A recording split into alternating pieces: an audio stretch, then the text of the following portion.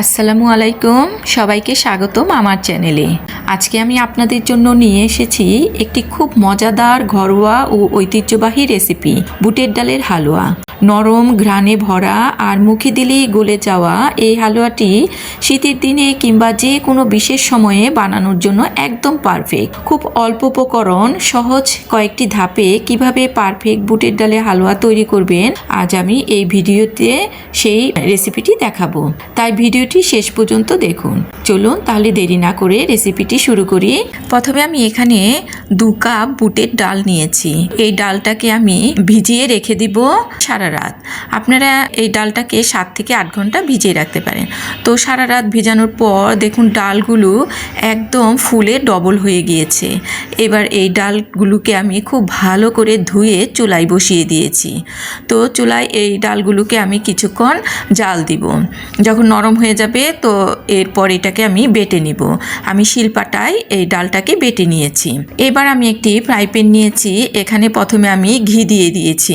তো ঘিটা যখন একটু গরম হয়ে আসবে তো এবার আমি 2টা এলাচিটা দারচিনি, এরপর এখানে আমি যে বুটের ডালটা বেটে রেখেছিলাম সেই ডালটা দিয়ে দিয়েছি।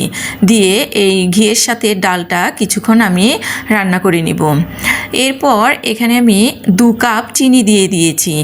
আর যেহেতু আমি ডালটা নিয়েছি 2 কাপ, চিনিটাও কাপ দিয়ে দিচ্ছি, তাহলে দেখা যাবে যে এটা একদম পারফেক্ট হবে।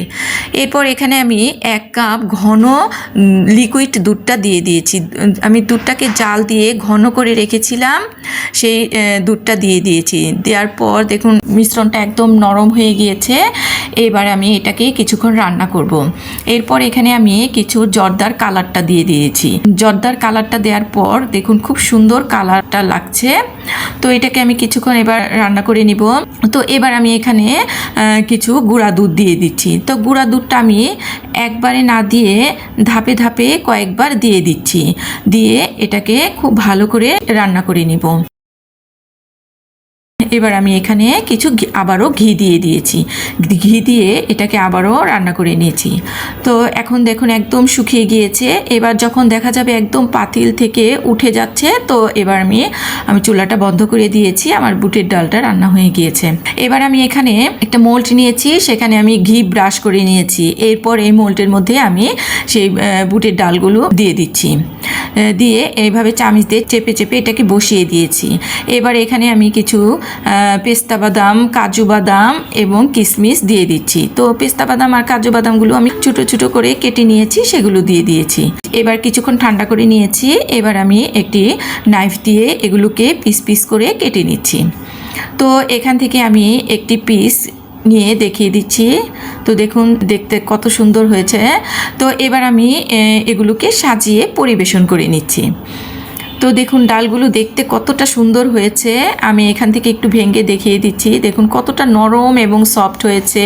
তো এই ছিল আজকে আমার বুটের ডালের রেসিপি। আশা করি সবার খুব ভালো লেগেছে।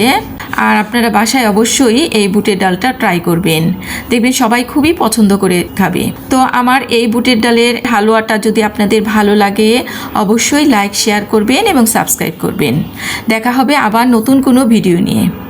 আল্লাহ হাফেজ।